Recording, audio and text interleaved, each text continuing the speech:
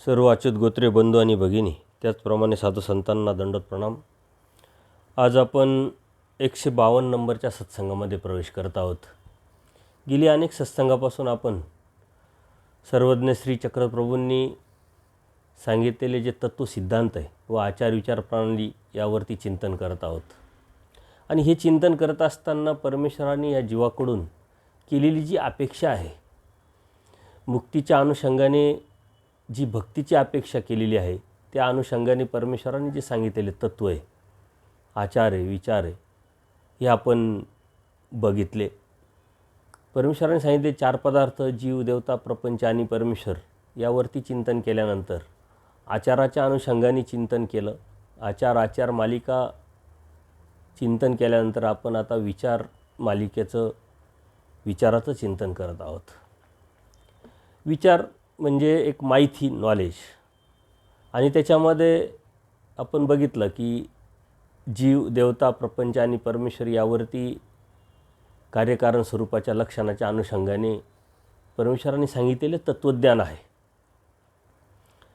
देवतेच्या अनुषंगाने आलेलं सर्व तत्त्वज्ञान ह्या विचार आणि विचार मालिकेमध्ये आहे. जीवाच्या अनुषंगाने आलेलं तत्त्वज्ञान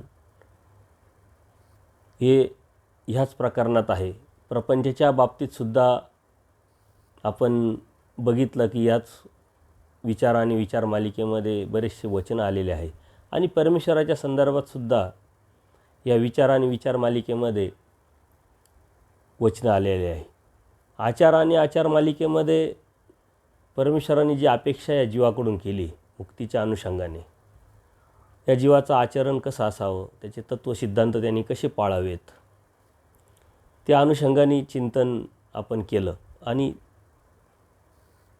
आपल्या पूर्वजांनी या सूत्रपाठाची जी बांधणी केली आहे, ती अत्यंत सुंदर अशी बांधणी केलेली आपल्याला लक्षात येते. एका वचनाच्या नंतर दुसरं वचन, दुसऱ्या वचनाच्या नंतर तिसरं वचन, त्यालाही पाठीमागच्या वचनाचा संदर्भ असतो, पुढच्या वचनाचा संदर्भ असतो. अशा अनुषंगाने अत्यंत सुंदर अशी मांडणी आपण बघितली. खरं म्हणजे परमेश्वराला या जीवाला आनंद द्यायचा आहे आणि या आनंद देण्याच्या उद्देशानेच या सृष्टीची निर्मिती परमेश्वराने केली. सृष्टीची निर्मिती केल्यानंतर हा आनंद जो जीवाला द्यायचा आहे तो घेण्यासाठी हा जीव तयार व्हावा, त्याच्यामध्ये अधिकार प्राप्त व्हावा, योग्यता प्राप्त व्हावी, या अनुषंगाने परमेश्वराने तत्त्वज्ञान सांगितलं. वाडोवेळी फिरून अधिकारी जीवाच्या निमित्ताने हे आचार प्रणाली, विचार प्रणाली व तत्त्वसिद्धांत कोणत्या तरी भक्ताच्या निमित्ताने परमेश्वराने सांगितले. आणि प्रत्येक युगामध्ये परमेश्वर अवतार घेतात आणि प्रत्येक युगामध्ये अवतार घेतल्यानंतर अधिकारी जीवाच्या निमित्ताने हे तत्त्वज्ञान सांगतात. प्रत्येक युगात अवतार घेण्याचा उद्देश परमेश्वराचा एकच असतो. ज्यावेळेस धर्माची ग्लानी होते, अधर्मात लोक धर्म समजायला लागतात आणि त्यावेळेस धर्म आणि अधर्म यातला फरक, जीव, देवता, प्रपंच, परमेश्वर यातलं जसं आहे तसं तत्त्वज्ञान समजणं, हाच उद्देश घेऊन परमेश्वर अवतार घेत असतात. परंतु बाह्य अंगाने आपल्याला असं वाटतं की परमेश्वरांनी अवतार घेतल्यानंतर हे कार्य केलं, ते कार्य केलं. जसं श्रीकृष्ण महाराजांच्या संदर्भात पांडवांना निमित्त करून महाभारताचं महायुद्ध लढलं गेलं, कंसाला मारलं, असे अनेक लीळा आपण श्रीकृष्ण महाराजांच्या बाबतीत ऐकत असतो. तर तो उद्देश अनुषंगिक असतो, कारण परमेश्वराचा अवतार घेण्याचा उद्देश फक्त आणि फक्त परमेश्वराला स्वतःची जाणीव करून देणं, धर्म आणि अधर्म यातला फरक सांगणं, या जीवाला तत्त्वज्ञान सांगितल्यानंतर त्याला ज्ञान आणि प्रेमदान देणं, ज्या जीवाने जे जोडलेले त्या जोडलेल्या कणवेपोटी त्या जीवाला देणं, हे परमेश्वराचा मूळ उद्देश असतो. प्रत्येकाने काहीतरी जोडलेलं असतं आणि ते जोडलेलंच या जीवाला भेटत असतं. कर्मवशे सकळे पावे, कर्माने आपण सर्व काही मिळवलेलं असतो, पण एक वाचून परमेश्वर प्राप्ती परमेश्वराचं ज्ञान असेल, परमेश्वराचं प्रेम असेल, हे प्रयत्नांनी मिळत असतं, परमेश्वराच्या कृपेने मिळत असतं. परमेश्वर जाणीजे, परमेश्वर प्रावीजे. बोध आणि बोधशक्ती ही परमेश्वराकडून भेटत असल्यामुळं परमेश्वराने जर जाणवलं तर आपल्याला परमेश्वर कळतो, समजतो. आणि परमेश्वराने जर प्राप्तीला नेलं तर आपल्याला प्राप्तीला जाता येतं. या जीवामध्ये एवढी ताकद नाही, एवढी शक्ती नाही, एवढं सामर्थ्य नाही की परमेश्वराला तो प्राप्त करून शकेल. पण आद्यंती दैव मध्यपुरुष, बोध देण्याचं काम परमेश्वर करतात. मधला कड जो आहे, परमेश्वराने जी आचारप्रणाली जी सांगितली आहे, त्याग प्रणाली जी सांगितली, ती करण्यासाठी स्वतंत्री मात्र जीवाची असते. आपण केलं तर परमेश्वर सहाय्य करतात, प्रयत्न करी दैवाच्या सहाय्य या अनुषंगाने. आणि म्हणून आपण जीवानी जीव समजणं, समजून घेणं आणि ह्या जीवानी परमेश्वराने अपेक्षिली जी आचारप्रणाली त्याचं चिंतन करणं आणि त्यावरती जाणं हीच एक आपलं काम आहे. आणि ते समजून घेणं हे अत्यंत गरजेचं आहे. ज्यावेळेस आपण त्याग करतो, आचरण करतो, त्यावेळेस प्राप्तीला नेण्याचं कामसुद्धा परमेश्वराचं आहे. पण आपण आता किती केलं त्याच्यावरती ती प्राप्ती ठरत असते. जसं पेपरला आपण ज्यावेळेस सोडवायला जातो त्याचे मार्क हे आपण सोडवण्यावरती अवलंबून असतात. पेपर लिहिण्याचं काम आपलं, अभ्यास करण्याचं काम आपलं, सोडवण्याचं काम, त्याला मार्क देण्याचं काम हे शिक्षकाचं असतं. आणि त्या पेपरमध्ये येणारे जे प्रश्न आहे त्याचे उत्तर आहे हे शिकवण्याचं काम शिक्षकाचं असतं. म्हणजे दोन्ही बाजू शिक्षक सांभाळतात, मधली बाजू विद्यार्थ्याची असते. तसंच अगदी आद्यंती दैव मध्यपुरुष, बोध परमेश्वर देतात, प्राप्तीला परमेश्वर नेतात, परंतु मधला जो कड असते ही पूर्णपणे स्वतंत्र जीवाची असते. ती म्हणजे ज्ञानयुक्त आचरण, त्यागातून आचरणाकडे जाणं, स्वतःला योग्य करणं. त्यावेळेस परमेश्वरचं साह्य होऊन तो जीव कोणत्या आणि किती योग्यतेला पोहोचला त्याच्यानुसार त्याला ती प्राप्ती देणं हे सर्वस्वी परमेश्वराचं असतं. मग आपल्या हातात एकच आहे, परमेश्वराचं तत्त्वज्ञान समजून घेणं, जाणून घेणं. आणि ते तत्त्वज्ञान समजून जाणून घेतल्यानंतर समर्थवादीवरती निष्ठा ठेवून आचरणाला सुरुवात करणं. थेंबे थेंबे तळे साचे, तसं थोड्या थोड्या आचरणातून आपण मोठ्या मोठ्या आचरणापर्यंत जाऊ शकतो. पहिले मनात आलं पाहिजे, त्याचं चिंतन झालं पाहिजे, मग बुद्धीला पटतं, मग चित्तामध्ये जातं आणि मग आपण कृतीवरती जाऊ शकतो. ही एक सिस्टम आहे कोणत्याही गोष्टीची. आणि त्याच अनुषंगाने आपण हा धर्म, धार्मिकता, त्याचं तत्त्व, सिद्धांत, आचार, विचारप्रणाली समजून घेतली पाहिजे. नुसतंच अभ्यास करतोय म्हणून करतोय, त्या करण्याला अर्थ नाही. ते का करायचं, कशासाठी करायचं, आपण किती करू शकतो आणि त्या करण्यातून फायदा काय, तोटा काय, हे जर आपण समजून घेतलं तर नक्कीच त्यावरती चालण्याचा आपण प्रयत्न करू.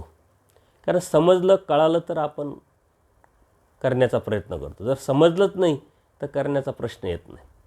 आणि परमेश्वरसुद्धा या जीवाला समजावं अशा भाषेत अत्यंत छोट्या छोट्या प्रसंगानुरूप आणि सोप्या भाषेमध्ये या जीवाला कळेल, समजेल अशा उदाहरणं देऊन ह्या जीवाला परमेश्वर समजावित असतात. आणि ह्या जीवाला जे समजेल तेच परमेश्वराने सांगितलेलं आहे. परमेश्वराला उत्तरपंथी जाण्याची प्रवृत्ती झाली आहे आणि देवाला सन्निधानाचा आचार सांगण्याची प्रवृत्ती असल्यामुळं आचार्यांना ते म्हणतात की हा सन्निधानाचा आचार ऐका. आचार्य म्हणतात देवोविन काही धर्म असू शकतो आणि म्हणून ऐकण्याची त्यांची मानसिकता नसते. त्यावेळेस परमेश्वर माईम भटांकडे बघतात आणि पूजनीय माईम भट आचार्यांना समजावतात की जे जीवाला होईल तेच परमेश्वर सांगणार आहे. त्यामुळं ऐकून घेण्याला हरकत नाही आणि ऐकावं लागेल. अशा पद्धतीनं परमेश्वरांनी या जीवाला समजेल, कळेल, या जीवाकडून होईल अशीच आचारप्रणाली आपल्याला सांगितलेली. परंतु ती आपण समजून घेतली तर आपल्यात लक्षात येईल आणि समजून नाही घेतली तर जी विषय व्यवस्था करू जाणे आपल्याच्यानी होऊ शकत नाही, आपल्याच्यानी होणार नाही. ही भावना, ही प्रवृत्ती न समजून घेण्याची एक मानसिकता असते. परमेश्वराने सांगितलेला धर्म अत्यंत स्वच्छ, पारदर्शक, स्पष्ट सांगितलेला आहे, परंतु ती विषय व्यवस्था करण्याची जी प्रवृत्ती ही जीवाची अनादी अविद्यायुक्त असलेला जीव, मतित्रयाने अनंत दोषाने युक्त असलेला जीव, स्वतःला जमत नाही म्हणून मग दुसऱ्यावर ढकलण्याची प्रवृत्ती या जीवाची असल्यामुळं त्यात विषय व्यवस्था करतो आणि त्यातच फसतो. म्हणून आपल्याला परमेश्वरांनी न फसण्यासाठी हे जे तत्त्वज्ञान आहे अत्यंत पारदर्शकपणे, अत्यंत स्पष्टपणे सांगितलेलं आहे. आणि ते समजून घेताना आपल्या लक्षात पण येतं. आचाराच्या संदर्भात आपल्या मनामध्ये, नामधारक वासनिकांमध्ये एक न्यूनगंड, एक भीती होती. परंतु जेव्हा आपण ते सूत्र बघतो, त्याचं प्रकरणोष बघतो, त्याचा अर्थ बघतो, तर अत्यंत छोटे छोटे अपेक्षा परमेश्वरांनी या आचाराच्या संदर्भात आपल्याकडून केलेले आहे आणि ते आपण सहज करू शकतो. बरेचसे जे तत्त्वज्ञान आहे, बरेचसे जी आचारप्रणाली आहे, त्या प्रणाली आहे, ती आपण करू शकतो. फक्त सतत आपल्या चिंतनात ते असायला पाहिजे, आपल्या हृदयात ते असायला पाहिजे, आपल्या बुद्धीत, आपल्या विचारात जर ते आपलं असलं तर त्याचा आपल्याला ध्यास लागेल आणि त्या ध्यासाच्या अनुषंगाने मग आपली हा जो प्रवास आहे अध्यात्माचा तो आपण करू शकेल. अन्यथा आपल्या डोक्यामध्ये बऱ्याच गोष्टी असतात आणि मग केव्हा तरी कधीतरी धर्म आपण पाळत असतो, त्याचं ध्येय आपल्याला माहीत नसतं, त्याचा उद्देश आपल्याला माहीत नसतो, त्याची आचार विचार प्रणाली आपल्याला माहीत नसते. आणि म्हणून परमेश्वरांनी स्पष्ट सांगितलेलं आहे की नागवे नसावे. या साधकांनी बाह्य अंगाने अशा सूत्राचा अर्थ आपण बघितला की नागडं नसावं, काहीतरी कपडा असावा. तात्विक दृष्टिकोनातून जर आपण या सूत्राचा अर्थ जर बघितला तर आपण धार्मिकता किंवा धर्म सांभाळत असताना काहीतरी आपल्याला माहिती असायला पाहिजे, थोडं तरी आपल्याला माहिती असायला पाहिजे. एखादा विद्यार्थी 10वीत जातो आहे आणि आपण त्याला जर 2+2 जर विचारलं आणि तो जर म्हटला माहीत नाही मला किंवा त्याचं उत्तर चुकलं तर आपण म्हणतो की 10वीत जाऊन उपयोग काय तुझा, 10वीत कशासाठी गेला आणि कसा काय गेला तू. तसं आपण उपदेश घेतला, का घेतला, कशासाठी घेतला हे जर आपल्याला माहीत नसेल तर त्या घेण्याला काय अर्थ नाही. उपदेश घेतल्यानंतर धर्म सांभाळतो आहे, आचार विचार प्रणाली सांभाळतो आहे, स्थानपूजन करतो आहे, क्रिया करतो आहे, सूत्रपाठ वाचतो आहे, लीळाचरित्र वाचतो आहे, सत्संग ऐकतो आहे आणि छोटे छोटे तत्त्व आचार विचार प्रणाली पण जर आपल्याला माहीत नसेल तर आपल्या त्या उपदेश घेण्याला आणि आपल्या त्या धार्मिकता सांभाळण्याला काही अर्थ राहत नाही.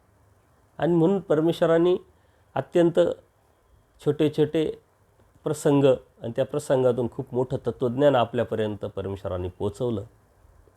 हे परमेश्वराचे अनंत उपकार आपल्यावरती आहे की परमेश्वरांनी आपल्याला बोध दिला आणि त्या बोधाच्या माध्यमातून आपल्याला ह्या तत्त्वज्ञानाची जाणीव, ओळख होत असते. अन्य माणसांच्या पुढं आपण किती सांगितलं आणि परमेश्वराची कृपा जर नसेल आणि त्याला जर बोध नसेल तर त्यालाही काही कळत नाही, काही समजत नाही. काहीतरी चांगलं आहे, धार्मिक आहे, ते ऐकायला पाहिजे हाच उद्देश त्याचा असतो, पण समजत काहीच नाही. तर आपली गोष्ट वेगळी आहे. परमेश्वरांनी ज्ञानयुक्त स्पर्श करून आपल्याला बोध दिला आहे आणि म्हणून जीव, देवता, प्रपंच आणि परमेश्वर यातला नेमका फरक आपल्याला कळतो, आपल्याला समजतो. आपलं कर्तव्य काय, आपली ड्युटी काय, आपली आचारप्रणाली काय, परमेश्वरांनी सांगितलेल्या लीळा काय, त्या लीळेचा उद्देश काय, ध्येय काय, परमेश्वरांनी सांगितलेले दृष्टांत, त्या दृष्टांतातून तात्विक अर्थ आपल्याला परमेश्वराला काय सांगायचं आहे हे आपल्याला उमगतं, आपल्याला समजतं, आपल्याला स्पर्श होतो. हे फक्त आणि फक्त परमेश्वरांनी बोध दिला आहे म्हणून. आपल्या बुद्धीची ताकद तेवढी आहे, आपला अधिकार खूप मोठा आहे, आपल्यामध्ये योग्यता आहे असं गैरसमज आपण करून घ्यायला नको. कारण परमेश्वराने जर बोध नाही दिला तर यातलं आपल्याला काहीच कळू शकत नाही, काहीच समजत नाही. आणि परमेश्वराचं हे श्रेष्ठ तत्त्वज्ञान, परमेश्वराचं ही श्रेष्ठ आचार विचार प्रणाली ही आपल्यासारख्या छोट्या जीवाला कळूच शकत नाही. पण परमेश्वराची कृपा आहे, बोधरूपी स्पर्श आपल्याला परमेश्वराने दिलेला आहे आणि म्हणून त्यातलं आपल्याला कळतंय, समजतंय. आपल्या मनामध्ये असलेले जे भ्रम आहे, जी मानसिकता आहे ती तुटते आपल्याला आणि हे तुटण्याचं मुख्य कारण आहे परमेश्वराचा बोध. आता तो बोध आपण किती सांभाळायचा, कसा सांभाळायचा, किती वाढवायचा हे सर्वस्वी आपल्यावरती आहे. आणि म्हणून हे तत्त्वज्ञान अभ्यासत असताना या गोष्टीचं आपण सतत चिंतन केलं पाहिजे, सतत विचार केला पाहिजे. कमी इथं आलो आहे म्हणजे काहीतरी वेगळं आहोत, काहीतरी डिफरंट आहोत. कारण समाजातली जी गर्दी आहे, लोकसंख्येची जी आकडा आपण बघितला तर त्यात आपण अत्यंत नगण्य टक्केवारीनं बसतो. आणि हे नगण्य आहे, परंतु परमेश्वराने स्पर्शित केलेले बोधरूपी जीव हे तितकेच अनमोल आहे, परमेश्वरासाठीही आणि आपल्यासाठीही. आणि म्हणून आपण धार्मिकता सांभाळत असताना, धर्म सांभाळत असताना अहंकार सोडून नम्रतेने, लवचिकतेने स्वतःची जाणीव, स्वतःची किंमत ओळखली पाहिजे. तर काही लोकांमध्ये एक मानसिकता असते की आपण उपदेशी आहे, आपल्याला जे समजते ते कोणालाच समजत नाही, का अहंकार त्यामध्ये नसायला पाहिजे. तर परमेश्वराची कृपा आहे म्हणून ते आपल्याला समजतंय, समजलंय, समजणार आहे. पूर्वी आपणही ज्यावेळेस आपल्याला बोध नव्हता त्याच्या अगोदरची परिस्थिती, आज आपण जे अनेक लोक बघतो, अनेक जीव बघतो, त्यांच्यासारखीच होती.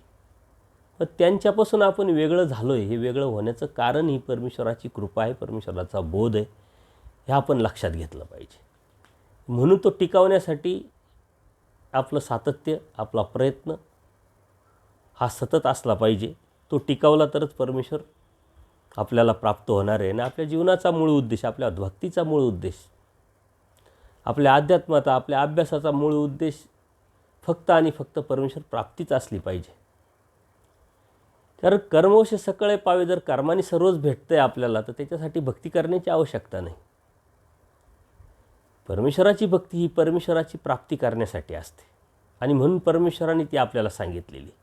हे आपल्या डोक्यात आपण जर स्पष्ट करून घेतलं तर त्या अनुषंगाने आपण अभ्यास करू, तेवढी शिरस्ता आपल्यामध्ये येईल.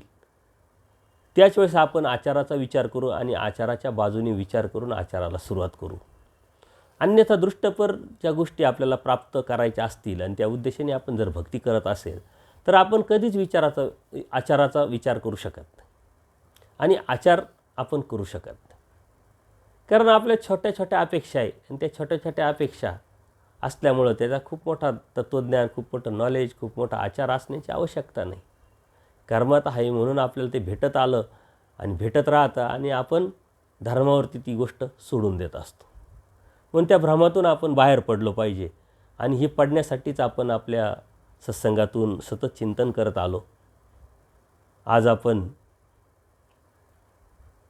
विचाराच्या सूत्रांचं चिंतन करत आहोत आणि हे सूत्र बघत असताना देवतेच्या अनुषंगाने आलेले सूत्र आपण शब्दाचा अर्थ बघत आहोत.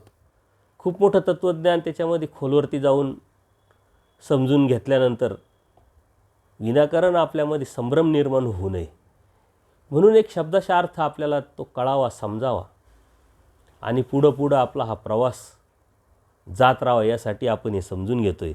मागचं सूत्र होतं, जियाची देवता ब्रह्मांडी ती याची पिंडी. म्हणजे ज्या ब्रह्मांडास्थ देवता असतात, ज्या विग्रह रूपाने प्रगटत असतात, अवतार घेत असतात, त्याच आपल्या शरीरामध्ये पिंडस्थ रूपाने असतात हे आपण बघितलं. आणि त्याच अनुषंगाने ह्या देवता किती, काय, त्याचे वर्ण, त्याच्या विद्या, त्यांचं कार्य, ह्याच अनुषंगाने वचनं आलेले आहे. एक शब्दाशा आपण त्याचं चिंतन व्हावं या अनुषंगाने आपण ते बघत आहोत. पुढचं सूत्र आहे, ब्रह्मांडी मूर्त देवता पिंडी मेद मासरूप देवता. ब्रह्मांडामध्ये किंवा सृष्टीमध्ये ब्रह्मांडस्थाच्या माध्यमातून ज्या देवता व्यापार करतात आणि व्यापार करण्यासाठी त्या विभागलेल्या असतात ब्रह्मांडस्था मूर्त्या, त्याच देहधारी ज्या देवता असतात ना, त्याच देवता आपल्या पिंडामध्ये म्हणजे आपल्या शरीरामध्ये मेदमास रूपाने असतात. त्यात वेगळं असं काही नसतं, परंतु त्यातलं सामर्थ्य, यातलं सामर्थ्य विचाराच्या पहिल्या सूत्रामध्ये परमेश्वराने स्पष्ट केलेलं आहे. ते आपण समजून घेतलेलं आहे. कारण त्यातला जे सामर्थ्य आहे त्या देवतेमध्ये आणि देवता जसे जसे विभागलेले आहे, मग मळाच्या माध्यमातून असेल, पिंडस्थाच्या माध्यमातून असेल, त्यांच्या सामर्थ्यामध्ये कसा फरक आहे, मुख्य अंश तुल्य रश्मी, ते आपण बघितलं आणि त्याच्यासाठी सुंदर असे उदाहरणं देऊन परमेश्वरांनी हे आपल्याला समजावलेलं आहे. तर त्याच मेदमास रूप देवता आपल्या पिंडस्थामध्ये असतात आणि हे सर्व औसांना परमेश्वरांनी हे सूत्र सांगते, कारण औसा उदात झालेल्या असतात आणि परमेश्वरांनी त्यांना सांगितल्यानंतर ते म्हणतात आम्ही कडवा जसं टाकल्या जातं तसं आम्ही शरीर टाकू, कारण आमचे जे नात आहे, आमचे जे देव आहे तेच आमच्यावर उदात झाले तर जगून काय उपयोग. आणि म्हणून परमेश्वर या शरीरामध्ये जीवामध्ये काय आहे हे सांगण्यासाठी परमेश्वर हे यातले बरेचसे सूत्र सांगतात आणि ते आपण समजून घेतो आहे. कारण औसानी कडवा मोडू तसा देह पाडू असं म्हटल्यानंतर परमेश्वरला ते त्यांच्याविषयी अत्यंत अनुकंपा उपजली की हे काय बोलून गेले आणि जर यांनी असं केलं तर किती मोठ्या दुःखाला ते जातील. आणि म्हणून परमेश्वर औसांना समजावतात, अप्रत्यक्षरित्या आपल्याला समजावतात. पुढचं सूत्र आहे हरिता पिता श्वेता मंजिष्ठा कृष्णा मूर्ती प्रकाशित. या देवतेचे वर्ण आहे, हे आपण देवता वर्गामध्ये बघितले की प्रत्येक देवतेचा एक वर्ण असतो आणि त्या वर्णानुसार आपल्यामध्ये असलेल्या त्यांच्या पिंडस्थ आहेत, त्या पिंडस्थाच्या माध्यमातून, मळांच्या माध्यमातून ह्या जीवाचं जे देवतेला दिलेलं कार्य आहे ते त्या करत राहतात. हरिता म्हणजे मायेच्या संलग्नाला जो वर्ण आहे तो हिरवा आहे. पिता म्हणजे विश्वेच्या पिंडस्थेचा वर्ण पिवळा. श्वेता म्हणजे भैरव पिंडस्थेचा वर्ण पांढरा आहे. मंजिष्ठा म्हणजे शेषाय देवतेचा वर्ण आहे. ब्रह्मादिकाचा वर्ण जो आहे तो आरक्त आहे. आणि कृष्णा म्हणजे इंद्रादिकांच्या खालील तिन्ही स्थानीच्या पिंडस्थेचा जो काळा वर्ण आहे. आणि मूर्ती प्रकाशिती म्हणजे ब्रह्मांडस्थेच्या मूर्तिरूप आकृतीच्या पिंडस्था ह्या प्रकाशतात. आणि मळाधार देवता ह्या जीवाला मळाधार बघतात आणि मळाधाराच्या माध्यमातूनच हे भोग भोगवत असतात. पुढचं सूत्र आहे पिंड हनन केल्या ब्रह्मांड हनन केले होय. हे अत्यंत महत्त्वाचं सूत्र आपण समजून घेतलं पाहिजे. पिंड हनन म्हणजे आपलं शरीराचं जर आपण हनन केलं तर ब्रह्मांड हनन केल्याचं पातक लागतं. ब्रह्मांड म्हणजे किती मोठं आहे आणि आपला पिंड कुठं, ब्रह्मांड कुठं, याचं जर साधर्म्य आपण जर बघितलं तर या पाठीमागच्या सूत्रातून आपल्याला ते लक्षात यायला पाहिजे. कारण पिंड हनन केलं म्हणजे मनुष्य देह जो आहे त्या देहाच्या ठाई म्हणजे हनन जर झालं तर ब्रह्मांड हनन केल्याचं पातक लागतं. कारण ब्रह्मांड असतात त्या दुखावल्या जातात. कारण आपल्या शरीरामध्ये सर्व देवतेच्या पिंडस्थ आहे, म्हणजे अप्रत्यक्षरित्या त्या देवतेच्या पिंडस्थाचं हनन केल्यासारखं. म्हणजे या ब्रह्मांडामध्ये 81 कोटी सव्वा लक्ष 10 देवता जे आहे त्या देवतेंचं हनन, ब्रह्मांडांचं हनन केल्यासारखं आणि तिथं ते दुखावलं जातं. म्हणून एवढं मोठं पातक, एवढं मोठं पाप लागतं. आणि म्हणून पुढचं सूत्र हेच आलेलंच आहे की परमेश्वराने स्पष्ट सांगितले आत्मघातकी अशी कवनी ठाव नाही का. अशा पद्धतीनं जर तुम्ही आत्मघात केला तर त्याला कुठंच ठाव भेटणार नाही. कारण ब्रह्मांड हननाचं पातक लागल्यानंतर सर्वात मोठं जे नरक आहे कर्मभूमीमधलं ते जडत्वाचं नरक त्याला प्राप्त होतं आणि कुठंच ठाव नाही. म्हणजे तो दुःखातच असतो ही सृष्टी असेपर्यंत. एका दुःखातून दुसऱ्या दुःखात, एका नरकातून दुसऱ्या नरकात, कारण सर्वात मोठं पातक त्यांनी केलेलं असतं. आता याच्याविषयी बरेचशी लोकांमध्ये संभ्रमावस्था आहे. आत्मघात म्हणजे एखाद्याचा ॲक्सिडेंट झाला पण त्यांनी तो केलेला नाही आहे, त्याला ते मरायचं नव्हतं, पण ॲक्सिडेंटली त्याचा ॲक्सिडेंट झाला. पण त्याला काही लोक आत्मघात समजत नाही, पण त्यांनी ते जोडलेलं आहे म्हणून तो गेला आहे तिथं. कोणाचा ॲक्सिडेंट होत नाही. किंवा एखाद्याने एखाद्या व्यक्तीला मारलं तर मरणाऱ्याचा काही दोष नाही, पण कोणी कोणाला बळेच थोडी मारणार आहे. कारणाशिवाय कोणतीच गोष्ट कार्याला येत नाही. काहीतरी कारण असतं म्हणून तो त्याला मारतो, त्यांनी ते जोडलेलं असतं. म्हणून मारणाऱ्यालाही हे पातक आणि मरणाऱ्यालाही हे पातक. एखादा ॲक्सिडेंटली गेला त्यालासुद्धा ते पातक, कारण त्याला तर मारायचं नसतं पण त्यांनी ते जोडलेलं असतं. त्यासाठी परमेश्वरांनी जे नियम सांगितलेले ते नियम आपल्याला पाळायचे. वेळ अवेळ सवेळ परमेश्वरांनी सांगितलं. आपण आचाराच्या या सूत्रांमध्ये ह्या गोष्टी सर्व बघितलेल्या आहे. प्रवास कधी करावा, कधी नाही करावा. वेळ अवेळ सवेळ जर आपण पाळली नाही तर या गोष्टी येण्याची शक्यता असते. आपला अप्रयत्नही या गोष्टीला खूप महत्त्वाचा असतो. म्हणून परमेश्वराने सांगितलेले तत्त्वज्ञान आणि ते पाळण्यामध्ये आपला फायदा असतो, ना धर्माचा फायदा ना देवाचा फायदा. अत्यंत सोप्या सोप्या तत्त्वज्ञानातून आपल्याला हे परमेश्वराने आपली जीवन प्रणाली समजून सांगितलेली आहे. ती जर आपण समजून घेतली तर नक्कीच आपलं जीवन सुखकर होईल आणि पुढं आपल्याला जाण्यासाठी परमेश्वर प्राप्तीसाठी अत्यंत सोपं काम होऊन जाईल. ज्याने आत्मघात अथवा परघात केला अशांच्या प्रेतदेहास नरकाच्या दुःखातून विसावा मिळावा अशी कोणतीच जागा नाही म्हटले.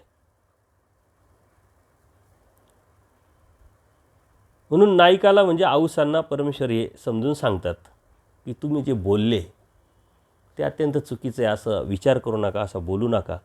आणि मग आऊसांना ते कळाल्यानंतर आऊसांनी देवाला दंडोत घातला आणि माफी मागितली. म्हणून आपल्या संप्रदायामध्ये जर थोडंसं जरी तत्त्वज्ञान माहीत असेल तर तो कधी आत्मघाताचा म्हणजे सुसाईड करण्याचा, आत्मघात करण्याचा कधी विचार करत नाही, करू शकत नाही. ॲक्सिडेंट होण्याचं प्रमाण आपल्याकडं खूप कमी दिसेल, नाहीच्या बरोबर दिसेल. आणि जे होतं आहे ते अप्रयत्नाने होतं आहे. धर्माच्या तत्त्वज्ञानाच्या चौकटीत जर आपण राहिलो, आणि खूप मोठी चौकट पाळायची असं नाही आहे,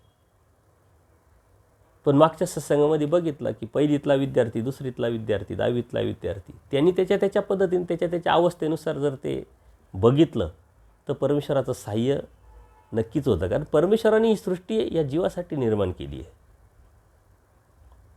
या जीवाला आनंद द्यायचा आहे, सुख द्यायचं आहे.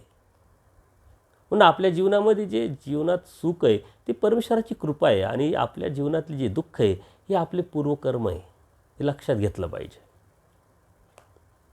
ते आपण मिळवलेलं आहे म्हणून आपल्या जीवनामध्ये आहे. आणि सुख मात्र परमेश्वराची कृपा आहे.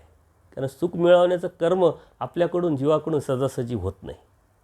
आजही आपण काय करतो ते कर्माचं जर दिवसभराचा तुम्ही लेखाजोखा बघितला तर दुःखाचेच कर्म आहे. सुखाचे कर्म आपल्याकडून खूप कमी होतात. म्हणून परमेश्वराची कृपा आहे. पण दुःखाचा विचार करत असताना परमेश्वराने या तत्त्वज्ञानातून, सिद्धांतातून जे आपल्याला सांगितले, परमेश्वराने सृष्टी ही जीवाच्या मुक्तीसाठी, जीवाला आनंद देण्यासाठी निर्माण केली. स्वतःचा अवतार परमेश्वराचा उद्देश या जीवाला ज्ञान व्हावं, या परमेश्वराचा आनंद त्यांनी जोडावा. प्रेमदान देण्याची परमेश्वराची प्रवृत्ती आहे, इच्छा आहे, परंतु ती जीवानी घेण्याची पात्रता निर्माण करावी यासाठी आहे. आणि म्हणून सर्व हे तत्त्वज्ञान जे आहे हे आपल्यासाठी आहे. आता आपण ते किती आत्मसात करतो, ते किती पाळतो, त्याचा फायदा त्या पद्धतीनं आपल्याला होईल. म्हणून आपण हे समजून घेतलं पाहिजे. पुढचं सूत्र आहे मन, बुद्धी, चित्त, अहंकार. एक सिस्टम बघा, आपण जर घेतलं तर आपण मनाला, बुद्धीला, चित्ताला एकच अंग समजतो, काही वेगळं नाही. पण परमेश्वराने सांगितलं याचा अर्थ वेगवेगळा आहे. मन वेगळं आहे, बुद्धी वेगळी, चित्त वेगळं आहे, अहंकार वेगळा आहे. पहिले मनात येतं कोणती गोष्ट. कर्माची सुद्धा जोड पहिले मानसिके होतं, मग वाचिके, मग प्रारब्ध. तसंच ह्या सूत्राचा सुद्धा एक जर संदर्भ आपण घेतला तर कोणती गोष्ट पहिले मनात येते, नंतर बुद्धीत जाते, बुद्धीला पटेल न पटेल त्याच्यावरती मग चित्तामध्ये जातं आणि मग आपल्या मनामध्ये एक अहंकार निर्माण होत असतो. विकाराचं कार्य अशाच पद्धतीनं मन, बुद्धी, चित्त, अहंकार पहिले मनात येतं, बुद्धीत जातं, मग चित्त डिस्टर्ब करतं आणि मग आपल्या इंद्रियांना चेष्टवत करून आपण विकाराकडे जात असतो, अयोग्य गोष्टीकडे जात असतो. अहंकार ही अयोग्य गोष्टीच्या अनुषंगाने, नकारात्मक विचाराच्या अनुषंगाने जर आपण घेतलं तर हे सूत्र आपल्याला खूप काही शिकून जातं आणि खूप काही सांगून जातं. आणि या सूत्राचं आपण सतत लक्षात ठेवलं पाहिजे. संकल्प विकल्पात्मक मन, मनामध्ये येणं जाणं, काही गोष्टी आपल्या मनामध्ये येतात कारण नसताना. एकटं जर आपण बसलो तर मन माळका आपलं मन करत राहतं, कुठं कुठं भरकटून येतं, कुठं कुठं जातं, कोणाचा विषय किती नकारात्मक विचार करतं, किती घाण विचार करतं, हे आपण आपल्या मनाला जाणतो म्हणून आपल्याला आपण समजू शकतो. म्हणून मन हे जे आहे संकल्प विकल्पात्मक मन आहे म्हटले. निसंदेहात्मक बुद्धी निसंदेहात्मक, संदेह आणि निसंदेह याचा जो निर्णय घेण्याची जी ताकद आहे ती बुद्धीमध्ये आहे. मनामध्ये काही येईल पण आपल्या बुद्धीला पटेल तर आपण ते करायचं का नाही करायचं ठरवत असतो. म्हणून आपल्या मनावरती कधी बुद्धीचा ताबा असला पाहिजे. मनावरती बुद्धीचा ताबा असेल, मनात काही आलं तर बुद्धीनं जर थांबवलं तर ते चित्तापर्यंत पुढं सरकणारच नाही आणि चित्त डिस्टर्ब करणार नाही, संभ्रमावस्था आपण जाणार नाही. आपण म्हणतो काय डिस्टर्ब झाला, काय डिस्टर्ब झाला. हे डिस्टर्ब होण्याचं काम हे चित्त करत असतं, त्याचं मन ठिकाण्यावर नसतं. आणि मन ठिकाण्यावर नसण्याचं कारण मनात आलं, बुद्धीनं स्वीकारलं आणि बुद्धीनं चित्तापर्यंत ते पुढं ढकललं आणि मग आपलं जीवनमान दुःखमय झालं, दुःखदायक झालं. आणि मग पुढं मग रागाच्या भरात राग येतो, त्याला अभिलाषा निर्माण होती, लालसा निर्माण होते आणि त्यातून पुढं कार्य होतं आणि चुकीचे कामं, पापाचे कामं हे जे आपलं मन बुद्धी जे करतं ते अशा पद्धतीनं करत असतं. असंत सामुग्री निर्माण करण्याचं काम मन करीत असतं, पण बुद्धीनं ते किती ठेवायचं, किती डेव्हलप करायचं हे ठरवलं पाहिजे. म्हणून बुद्धीच्या मनावर बुद्धीचा ताबा असला पाहिजे. ज्याच्या बुद्धीवर मनाचा ताबा आहे तो मनुष्य कधीच व्यवस्थित जगू शकत नाही, राहू शकत नाही. तो स्वतः सुखी राहू शकत नाही, त्याच्या संपर्कात आलेल्या कोणालाही तो सुख देऊ शकत नाही. बुद्धीला जे पटतंय ते निश्चयात्मक ती बुद्धी काय करायची काय नाही करायची आपल्याला सांगत असते आणि त्याचा ताबा जर असेल तर मन गुपचूप बसत असतं. आपल्या कर्मराटीमध्ये याच्यावरती बरंच मन वडाय वडाय अशा बहिणाबाईच्या ज्या कविता आपण ऐकलेल्या असतात, या मनाचं सुंदर असं वर्णन त्यांनी केलेलं आहे की हे मन इतक्यात कुठं तर इतक्यात कुठं. अर्जुन देवालासुद्धा या मनाविषयी साक्षाता निर्माण झाली की हे मन इतकं चंचल आहे देवा, इतक्यात कुठं ते इतक्यात कुठं, त्याच्यावरती ताबा कसा मिळवायचा, मी मिळू शकत नाही. म्हणून श्रीकृष्ण महाराजांनी त्यांना सुंदर असं सांगितलं आहे की ते कुठे जाईलच ते, त्याचं लक्ष नसते, त्याला तुम्ही काहीच करू शकत नाही. पण त्याच्यासाठी एकच उपाय आहे, तो उपाय म्हणजे त्याला घेणं आणि परमेश्वराच्या स्मरणामध्ये लावणं, परमेश्वराच्या चरणात टाकणं. आणि शास्त्रामध्ये जर आपण सतत चिंतनात राहिलो, सकाळ दुपार संध्याकाळ, हे सूत्र काय सांगतं, लीळा काय सांगते, या स्थानावरची कोणती लीळा आहे, त्या कोणाच्या तरी बरोबर संवादात राहिलो, वाचित करत राहिलो, विचारात आपण त्याचं चिंतन करत राहिलो, काम तर होतच राहणार आहे. कामाव्यतिरिक्त जेव्हा वेळ भेटेल तेव्हा जर शास्त्राशी निगडीत आपण राहिलो तर आपलं जे मन आहे, आपली जी बुद्धी आहे, आपलं जे चित्त आहे हे ठिकाण्यावर राहतं आणि शांत राहतं, स्वस्थता आपल्याला प्राप्त होते. सतत तर स्मरण करू शकत नाही, परंतु मग तुम्ही संशोधन करा, शोध घ्या. धर्मामध्ये अशा कितीतरी गोष्टी आहे, अशा कितीतरी विषय आहे की ते आपल्यापर्यंत पोचलेलेच नाही अजून. त्याच्यासाठी आपल्याला शोधावं लागेल, शोधलं तर सापडेल. आणि मग आपल्या मनाची जी अवस्था आहे, आपल्या बुद्धीची अवस्था आहे, आपल्या चित्ताची अवस्था आहे, अहंकार, अज्ञान, संत सामुग्री, असंत सामुग्री, या साऱ्या गोष्टी जर आपल्याला कळायला, म्हणून आत्मज्ञाने मोक्ष परमेश्वराने सांगितलं. मोक्षाची व्याख्याच परमेश्वरांनी या आत्मज्ञानाशी जोडलेलं आहे. हे सारं जर आपणच आपल्यावर संशोधन केलं, चिंतन केलं तर आपणच आपल्यासाठी खूप मोठं आव्हान आहे. आपणच आपलं सायंटिस्ट व्हायचं, आपण आपला शोध घ्यायचा. माझ्या मनामध्ये असे विचार येतात, काय येतात, कशासाठी येतात, याच्याविषयी प्रेम येतं, त्याच्याविषयी घृणा येते, त्याच्याविषयी द्वेष निर्माण होतो, याविषयी आपुलकी वाटते, त्याच्याविषयी दुरावा वाटतो, याच्याविषयी लालच वाटते, त्याच्याविषयी नको वाटतं. काय नेमकं ही मन असं सतत का करत राहतं? बरं, जरी लालच वाटली तर मग भीती निर्माण होते, करावंसं वाटत नाही. मग का करावंसं वाटत नाही, का भीती निर्माण झाली? मनात तर आलं आहे करायला पाहिजे, याचा अर्थ बुद्धी कार्य करते आणि ते आपण नाकारलं, नको ही चुकीची गोष्ट आहे, याचा अर्थ आपण डिस्टर्ब झालो नाही, आपण म्हणतो जाऊ दे नको, आपण वाचलो, याचा अर्थ चित्तापर्यंत बुद्धीनं पाठवलं नाही, चुकीच्या वर्तनापर्यंत आपण गेलो नाही, याचा अर्थ आपण अहंकारापर्यंत पोचलो नाही, म्हणजे बुद्धीनं ते थांबवलं. ह्या आपण गोष्टी समजून घेतल्या पाहिजे. निरर्थक मनोरथ म्हणजे चित्त निरर्थक मनोरथ करतं. आपली लायकी नाही, योग्यता नाही, पात्रता नाही, तरी आपण काही विचार करतो. एखादा सर्वसामान्य माणूस आहे, तो खूप मोठा उद्योगपतीचे स्वप्न पाहतो, पंतप्रधान होण्याचे, राष्ट्रपती होण्याचे स्वप्न पाहतो. स्वप्न पाहणं चुकीचं नाही, परंतु आपण त्या क्षेत्रातच नाही, जो राजकारणातच नाही आहे आणि त्यांनी पंतप्रधान पदाचे स्वप्न पाहिले, ते निरर्थक झालं. जो नोकरी करतो आहे त्याचं आयुष्य आता जवळजवळ 58ला आहे, त्याची आता रिटायरमेंट आलेली आहे आणि तो खूप मोठ्या कंपनीचा मालक होण्याचे जर स्वप्न पाहत असेल तर शक्य आहे का? एखादा असू शकतो पाठीमागचं बॅकग्राऊंड, परंतु लगेच त्यांनी विचार केला आणि लगेच असं होऊ शकत नाही. तो रिटायरमेंट नंतर मला हे करायचं असं ठरून जर 10 वर्षापासूनच गुपचूप कामाला लागलेला असेल तर करू शकतो, परंतु निरर्थक. ज्याला कोणत्याही प्रकारचं कारण नाही, त्याची योग्यता नाही, पात्रता नाही, तिथपर्यंत तो करू शकत नाही.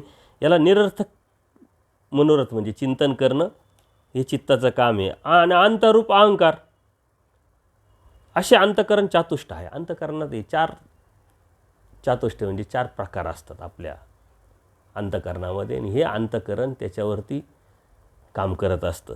म्हणून मन, बुद्धी, चित्त, अहंकार याच्यावरती चिंतन आपण केलं पाहिजे. आणि हे मन कसं कार्य करतं? आपण तर दैवराटीचे आहोत. परमेश्वरांनी सांगितलेलंच आपण ऐकलं पाहिजे आणि परमेश्वरांनी सांगितले ते आपण केलंच पाहिजे, कारण परमेश्वरांनी आपल्यासाठी सर्व काही निर्माण केलं आहे हे आपल्याला जाणीव झाली, समजलं आहे, बोध झाला आहे. तरी पण मग आपण तसं का वागत नाही? याचं कारण पुढच्या सूत्रात अत्यंत सुंदर परमेश्वरांनी सांगितलं आहे. कारण त्याच्यावरती अधिष्ठान कोणाचं आहे हे सर्व त्याच्यावरती अवलंबून आहे.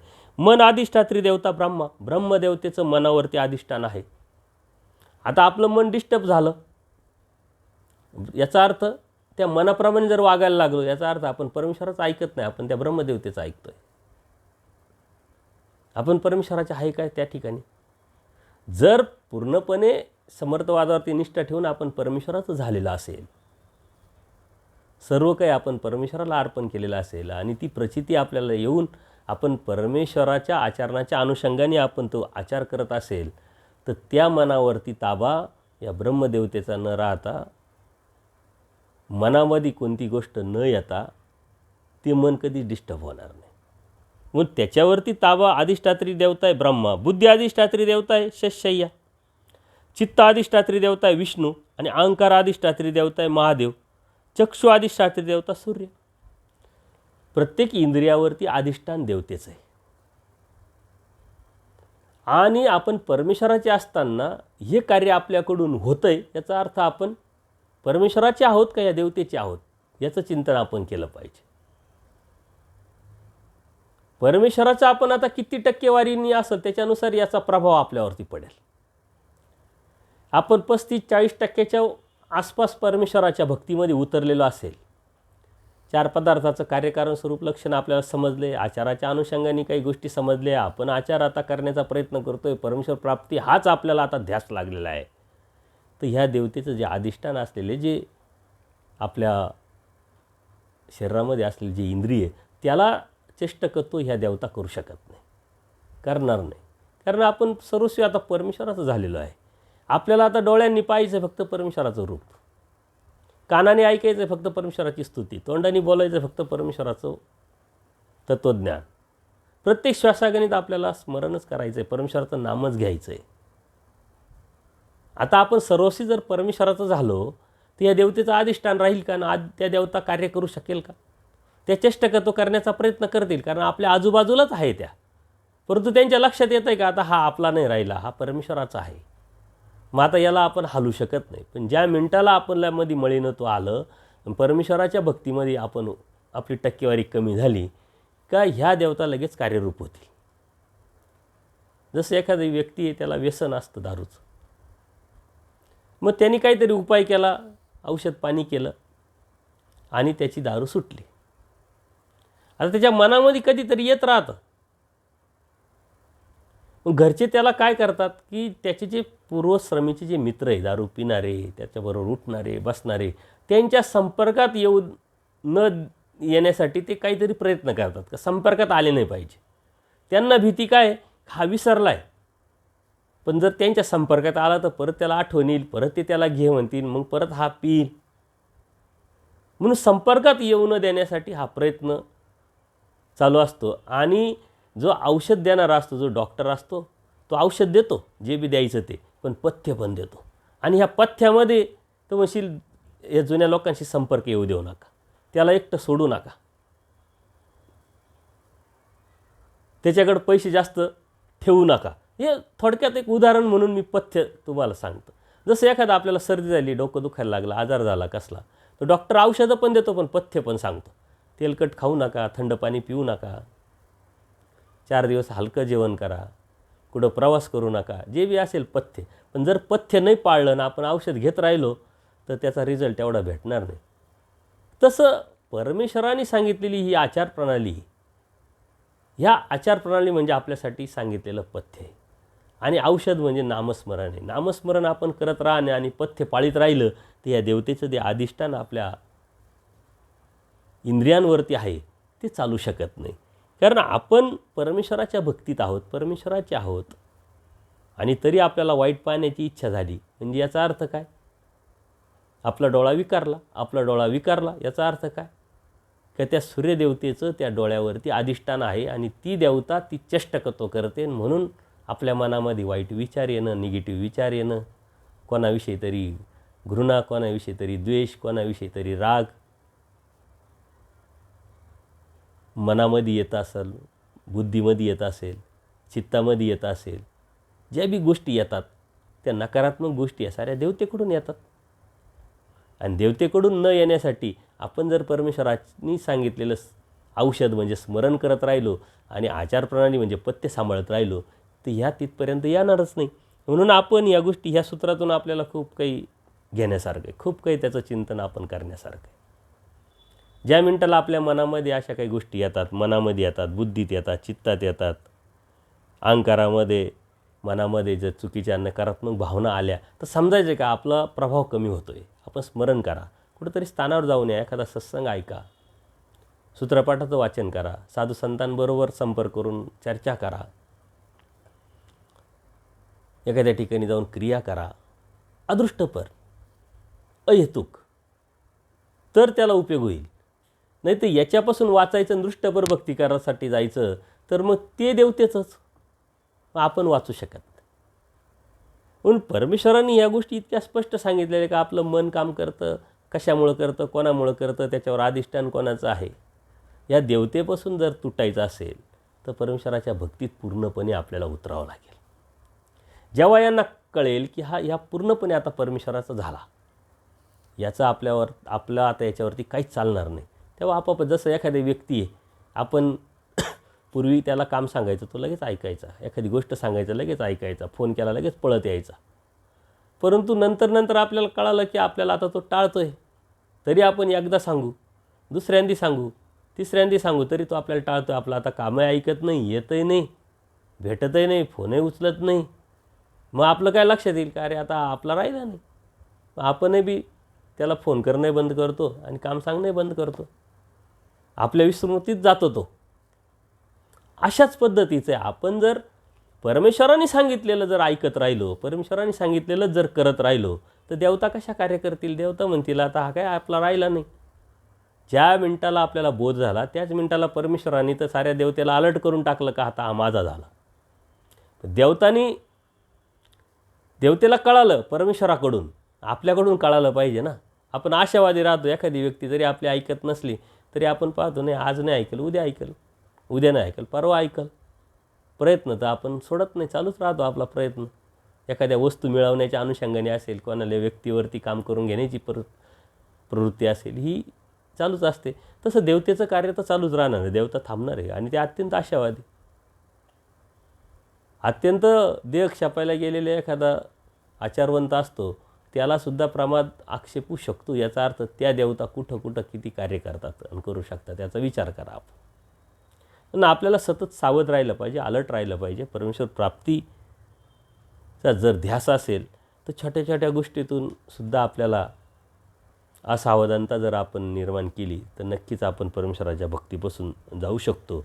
आणि म्हणून आपण या गोष्टी लक्षात घेतल्या पाहिजे. मनाच्या ठायी अधिष्ठान जे सामर्थ्य ते ब्रह्मदेवतेचे, बुद्धीच्या ठायी अधिष्ठान सामर्थ्य शस्याचे, चित्ताच्या ठायी अधिष्ठान जे आहे विष्णू देवतेचे, आणि अहंकाराच्या ठायी अधिष्ठान सामर्थ्य महादेवाचे, चक्षुचे अधिष्ठान ते आपण बघितलं सूर्यदेवतेचे, सूर्यन्याय 10 इंद्रियांच्या ठायी अधिष्ठान सामर्थ्य आहे, हे आपण समजून घेतलं पाहिजे. याचं चिंतन करा, आपल्या लक्षात येईल. पुढचं सूत्र, युगाविपरीत धर्मानुष्ठानवंता कृतयुगी जन्म. युगाविपरीत, आता याच्यासारखंच एक सूत्र येऊन गेलेलं आहे. युगाविपरीत अनुष्ठान त्या चौकडी चुके, म्हणजे कलियुगी जन्म चौकडी, त्याचा उपाय काय, तर युगाविपरीत अनुष्ठान घडलं पाहिजे.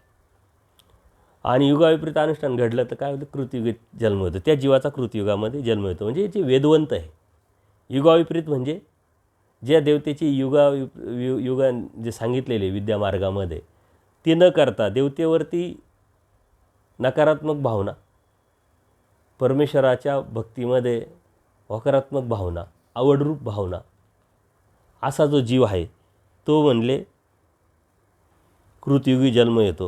म्हणजे युगाविपरीत म्हणजे चौयुगीच्या देवतांच्या धर्मावरून विपरीत होणे.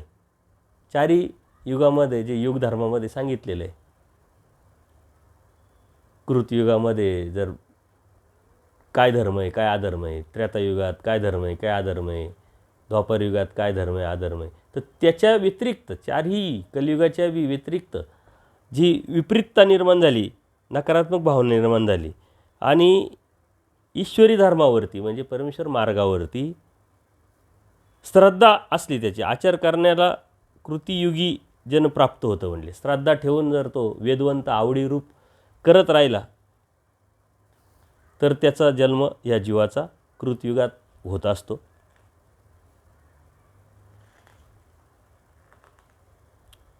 ज्ञान ध्यान मंत्र स्थावर. आता असे हे जे सूत्र आहे यातलं परमेश्वराचं ज्ञान ध्यान स्मरण अशा पद्धतीचं एक सूत्र आहे, ते वेगळ्या पद्धतीने सांगितलेले, वेगळ्या अर्थाने इथं देवतेच्या अनुषंगाने विचारामध्ये आलेलं सूत्र असल्यामुळे हे वेगळ्या अर्थाने सांगितलेलं आहे. का ज्ञान कृतयुगाच्या आत्म्याचे ज्ञान, संलग्नाचे ज्ञान होते म्हणून संलग्नाची उपासना तो करतो, त्याला ज्ञान म्हटलेले आहे देवताच्या अनुषंगाने. तर त्रेतायुगात गुरु माता पिता वडील बंधू यांची ध्यानरूप मुक्ती करणे ते ध्यान. द्वापार युगात मंत्रांना प्राधान्य देतो, यज्ञयागादी करतो ते मंत्र, आणि कलियुगात तीर्थाधिक आचरणे हे स्थावर. तर देवतेच्या अनुषंगाने हे आलेलं सूत्र आहे. तर ज्ञान कशाला म्हणावं, तर युगानुरूप जे भक्ती करतात त्या अनुषंगाने आलेलं आहे. ध्यान कशाचं, मंत्र कशाला, स्थावर कशाला. तिचे ते सकळे आत्माराम.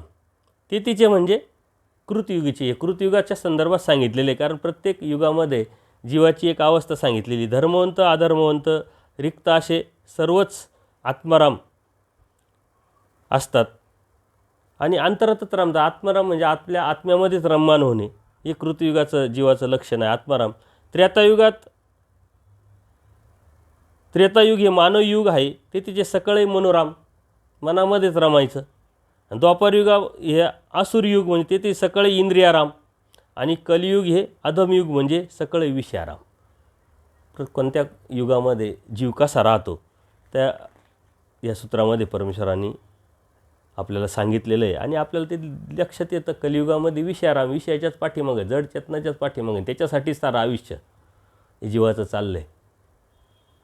आपल्याला कधी कधी आपण बोलतो फक्त, परंतु वेळ आली परिस्थिती का आपण तसंच वागतो. का याच्याकडे एवढी इस्टेट आहे तरी हा का पळतो, याच्याकडे का समाधान नाही, सर्व तर मरणारच आहे, कुणी वरती घेऊन जाणार नाही, आपण बोलतो. परंतु त्याच्याच पाठीमागं प्रत्येकजण पळत असतो, त्याच्यासाठी चालू आहे. बघा, जड पदार्थ आणि चेतन पदार्थ व्यतिरिक्त काय आहे का. पूजनीय माई भट देवाला विचारतात की सारं जग हालतंय पळतंय, कोणीच थांबायला तयार नाही. देव म्हणतात जड आणि चेतन पदार्थाच्या अनुषंगाने, खाण्यासाठी आणि विषयासाठी हाही काय दुसरं. पण ह्या तत्त्वज्ञानातून जेव्हा आपण समजून घेतो हे किती फोल आहे, हे किती निरर्थक आहे, सकळे संपत्ती असंपत्ती जीवाची परमेश्वर संपत्ती ही जाणीव या तत्त्वज्ञानातून जर झाली तर त्या जगण्याला अर्थ आहे आणि ते जीवन खरं. परंतु आपल्यामध्ये अन्यथा ज्ञान अज्ञान असल्यामुळं या चुकीच्या जीवनालाच आपण खरं जीवन समजतो आणि चालत राहतो. तर या सूत्रांमधून खूप काही तत्त्वज्ञान आपल्याला कळतं, लक्षात येतं. उपदेशीला बैर या घिने युगी संभवे, म्हणजे चैतन्य विद्यावंतीच्या त्रेतीच्या अधिकार्यास कृतयुगाचा जो बैरयागी आहे त्याचं निरूपण केले असता हिनेयुगी म्हणजे त्रेतायुगामध्ये, खालच्या युगामध्ये त्याचं आचरण होऊ शकतं किंवा संभव असतो म्हटले. त्यामुळे वरील युगी मनुष्यजन्म प्राप्त होऊन आत्मोपास्तीचे चैतन्य फळ होते. बैर्याग हिंदला म्हणजे कमी झाला आणि वरच्या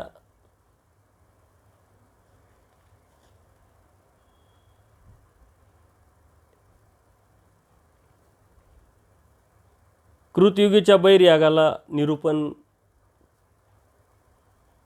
त्रेतायुगाच्या यांनी केलं तर त्याचं आचरण होऊ शकतं, संभवू शकतं आणि म्हणून त्याला आत्मोपास्तीचं जे चैतन्य फळ आहे ते प्राप्त होऊ शकतं. चैतन्य फळाचं कशाने प्राप्त होईल हे ह्या सूत्रामध्ये सांगितलेलं आहे. भक्ती जशी रामाची लक्ष्मणाने केली. पुढं जे सूत्र येतं आहे ते भक्तीच्या अनुषंगाने एक उदाहरण, जसं आपण एखाद्याचं उदाहरण देतो तसं परमेश्वराने उदाहरण दिलेलं आहे. भक्ती जैशी रामाची लक्ष्मणाने केली. लक्ष्मणाने जी भक्ती केली रामाची त्या भक्तीला खरं म्हणजे भक्ती म्हणावं, श्रेष्ठ भक्ती. लक्ष्मण हे रामाचे लहान भाऊ, राम हे लक्ष्मणाचे वडील भाऊ.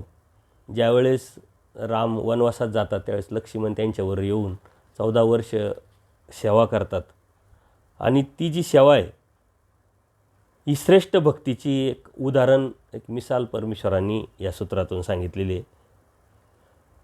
लक्ष्मणाच्या भक्तीचा हा विशेष परमेश्वरांनी सांगितलेला आहे. आता हे राम कोण आहे म्हणे? राम शुद्ध सत्वाचा अवतार.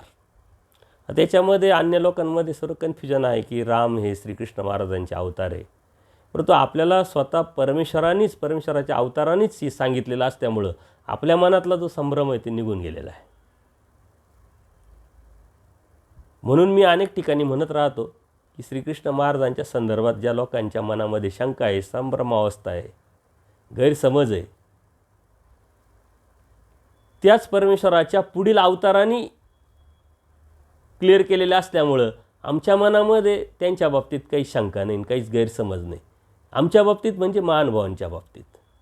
कारण महानुभावांना कळालं आहे कलियुगाचे परमेश्वर कोण, आणि सर्वज्ञांनी त्याच्यावरती अनेक वेळेच्या माध्यमातून प्रमाणबद्ध आपल्या मनातला जो संभ्रम आहे, गैरसमज आहे काढून टाकल्यामुळं आपल्याला परमेश्वर काय ही वस्तू कळाली. आणि म्हणून मी अनेक ठिकाणी सांगत असतो की महानुभावांच्या दृष्टीतून जर भगवद्गीता समजून घेतली, परमेश्वराचं कार्य समजून घेतलं, परमेश्वराची शक्ती काय हे समजून घेतलं तरच कळू शकतं, अन्यथा कळणार नाही. राम शुद्ध म्हणजे श्वेत, जे भैरव म्हणजे अष्टभैरवातला एक जे विष्णू आहे त्या विष्णूचा अवतार हा राम आहे. परंतु हे लोक रामालाच विष्णूचा अवतार म्हणतात बरोबर, पण त्या विष्णूलाच परमेश्वर समजून हे भजत असतात. आणि रामसुद्धा अज्ञान विग्रह आहे. आणि या अज्ञान विग्रह कशामुळं की 14 वर्ष श्रीरामाने लक्ष्मणाला विचारलंच नाही का तुम्ही जेवण केलं की नाही. ते कंदमुळे आणायचे, रामाला द्यायचे, सेवा करायचे, पण त्यांनी कधीच विचारलं नाही. आणि 14 वर्ष ते उपवाशी होते, कारण तिथं इंद्रियांचं चेष्टकत्व नव्हतं किंवा इंद्रियांना त्रास नव्हता. जेवण केलं तर ठीक, नाही तर नाही केलं तरी ठीक. त्याच्यामुळं हे अज्ञान विग्रह असल्यामुळे त्यांना लक्षातच आलं नाही. आणि हे सर्व काही सर्वज्ञांनी आपल्याला सांगितलेलं असल्यामुळं आपल्याला समजलं आहे. पण एका अवताराचं पुढच्या अवताराने स्पष्ट केलं, क्लिअर केलं. पुढचा अवतार आपल्याकडं असल्यामुळं आपल्याला या मनातल्या ज्या संभ्रमावस्था आहे या दूर झाल्या. श्रीकृष्ण महाराजांनी जे गीतेमध्ये सांगितलं की सर्वात श्रेष्ठ ते जे बी आहे ते मी आहे, याच्यामुळंच राम आणि श्रीकृष्ण हे एकत्रीकरण लोकांमध्ये गेलं. परंतु सर्वज्ञांनी त्याच्यावरती स्पष्ट केलं की ती अहंता स्वीकारून अर्जुनाच्या प्रश्नाला उत्तर देण्याच्या उद्देशाने मी ते सांगितलं, त्याचा शब्दाचा अर्थ लोकांनी घेतला. परत पुढं येणारच आहे की जो संजय तो कोणत्या दृष्टीनं बघत होता आणि म्हणून लोकांमध्ये ते कसं गेलं. म्हणून आपल्यामध्ये, आपल्या ज्ञानामध्ये, आपल्या विचारामध्ये, आपल्या दृष्टीमध्ये आणि अन्य लोकांच्या दृष्टीमध्ये, विचारामध्ये जमीन आसमानचा फरक आहे. आपण जसं आहे तसं जाणतो म्हणून ज्ञान. जीव काय, देवता काय, प्रपंच काय, परमेश्वर काय. देवता किती, कार्य काय, परमेश्वर कोण, अवतार किती, कसे अवतार घेतात, कोणत्या प्रकाराने, कोणत्या पद्धतीनं, काय तत्त्वज्ञान सांगितलं आहे, जीवाची मुक्ती कशाने होईल, सर्व काही फक्त आणि फक्त आपल्यालाच कळतं, आपल्याला समजतं. का तर ते परमेश्वराने आपल्याला सांगितलेलं आहे आणि बोध देऊन सांगितलं आहे म्हणून समजतं आहे, अन्यथा नाही. म्हणून आपलं जे वेगळेपण आहे ते आपल्या लक्षात घेण्यासारखं आहे. आता इथली पुढं 2-4 सूत्र फक्त श्रीकृष्ण महाराजांच्या संदर्भात आहे आणि सर्वज्ञांनी त्याच्यावरती स्पष्टीकरण केलेलं आहे. श्रीकृष्ण अष्टविध ब्रह्मचर्य. श्रीकृष्ण म्हणजे श्रीकृष्ण चक्रवर्तीच्या ठाई अष्टविध म्हणजे 8 प्रकारचे ब्रह्मचर्य होते. म्हणजे 5 ज्ञानेंद्रिय, 3 कर्मेंद्रिय. ज्ञानेंद्रिय कान, चक्षु, त्वचा, जिवा, नाक आणि कर्मेंद्रिय मुख, हस्त, उपस्य या 8 प्रकारांना मानसिकी, वाचिकी आणि शारीरिक नियंत्रण परमेश्वर श्रीकृष्ण महाराजच ठेवू शकत होते. म्हणून त्यांना अष्टविध ब्रह्मचर्य म्हटलेले. आपला कशावर ताबा नसतो आणि कोणत्याच बाबतीत ताबा नसतो आणि म्हणून अनंत जन्मात अनंत सृष्टीमध्ये आपल्याला हे सारं कळून, बोध देऊन, अनुसरून तरी आपण प्रमादी झालो. ते परमेश्वराचं जे विशेष वैशिष्ट्य आहे, लक्षण आहे, ते या सूत्रातून परमेश्वराने सांगितलेले. बाई विखोतो श्रीकृष्णवरतीच भोगो जाणती. बाह्य संबोधन म्हणजे बाईसा प्रती, बाईसांना देव सांगतात. विखो म्हणजे जडचेतन पदार्थ ऋतुकाळानुसार जसे तसे पदार्थाचे सेवन करण्याचे ज्ञान फक्त श्रीकृष्ण चक्रवर्तींना.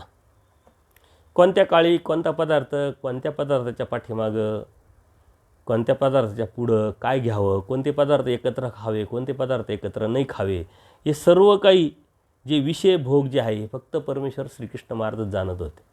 आणि आपल्याला ते ज्ञान नसल्यामुळं आपण सतत आजारी असतो.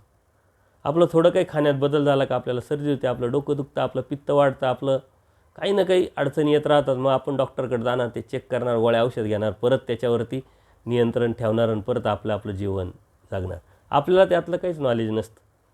हा खूप मोठा अभ्यास आहे, आयुर्वेदामध्ये सांगितलेला आहे. तो तिथपर्यंत कोणी जात नाही आणि जाण्या इतपत तेवढी बुद्धी बी आपली नाही, वेळ पण आपल्याला नाही आहे.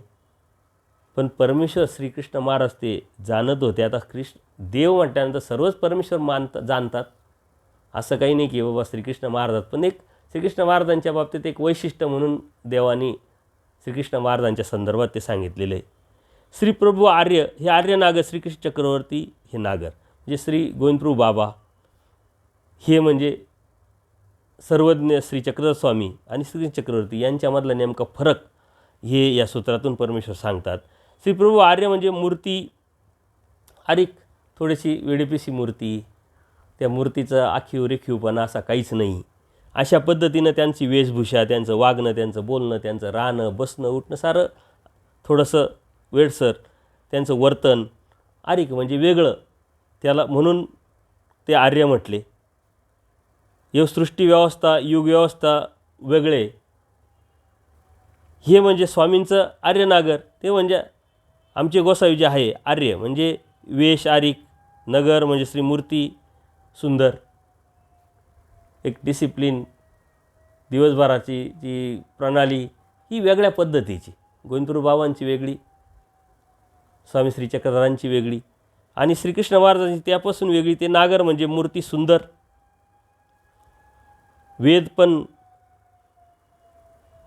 वेद व्हायचा, वेशही सुंदर, राजे अवतार असल्यामुळं आणखीन वेगळेपण होतं. तर तिन्ही अवताराचं एक वेगळंपण इथं या सूत्रातून सांगितलेले. परमेश्वर एक, अवतार एक, परंतु त्यांचं अवतार कार्याच्या अनुषंगाने त्यांनी घेतलेले वेश वेगवेगळे आणि आर्य नागर आणि नागर अशा पद्धतीनं त्याच्यामध्ये शब्दांच्या फोडीतून हे परमेश्वराने आपल्याला सांगितलेले. पूर्वी श्रीकृष्ण चक्रवर्ती विज्ञानशक्ती खेळणेले पाठी ज्ञानशक्ती स्वीकारेली. पूर्वी म्हणजे बालवयामध्ये, बालपणापासून तर कंसवादापर्यंत श्रीकृष्ण चक्रवर्तींनी विज्ञानशक्ती म्हणजे परमेश्वराच्या जी शक्ती, ज्ञान विज्ञान हे आपण बघितलेले परमेश्वराच्या या सत्संगांमध्ये. तर त्या विज्ञानशक्तीच्या कार्य होतं वत्स गोपाळ होणे, गोवर्धन पर्वत उचलणे, कालियामर्दन, या साऱ्या ज्या लीळा आहे बालवयाच्या परमेश्वराच्या, ह्या साऱ्या विज्ञानशक्तीचं कार्य आहे. आश्चर्यकारक ज्या लीळा परमेश्वराने केल्या त्या साऱ्या विज्ञानशक्तीचं सामर्थ्याचं अनेक लीळा केल्या. पाठी म्हणजे कंसवादानंतर ज्ञानशक्ती स्वीकारली आणि स्वस्वरूपाचं ज्ञानशक्तीचा स्वतःहून स्वीकार केला. आणि त्याच्यानंतरच मग ज्ञानदान, प्रेमदान अनंत भक्तांना परमेश्वरांनी दिलं. त्यातले बरेचसे उदाहरणं आपल्याला अर्जुन देव असेल, उद्धव देव असेल, हे पुढच्या सूत्रात परमेश्वर सांगतात, ते आपण पुढच्या सत्संगामध्ये घेऊ. तर अशा पद्धतीनं ही विचार आणि विचार मालिकेमध्ये हे जे सूत्र आलेले हे देवतेच्या अनुषंगाने, परमेश्वराच्या अनुषंगाने, जीवाच्या आणि प्रपंचाच्या अनुषंगाने, परंतु ते बी ज्ञान अत्यंत महत्त्वाचं आहे, अत्यंत गरजेचं आहे. आपल्याला हे बी समजणं अत्यंत गरजेचं आहे. नाहीतर आपण संभ्रमावस्थेत जाऊ आणि हे कळालं, हे समजलं तर आपण श्रेष्ठ ज्ञानाची, श्रेष्ठ परमेश्वराच्या भक्तीची आस आणि अपेक्षा ठेवू. हे आपण लक्षात घेतलं पाहिजे. तुमच्या प्रतिक्रिया आल्यानंतर आपण त्यावरती चिंतन करत असतो. नक्की प्रतिक्रिया द्या. दंडोत प्रणाम, दंडोत प्रणाम, दंडोत प्रणाम.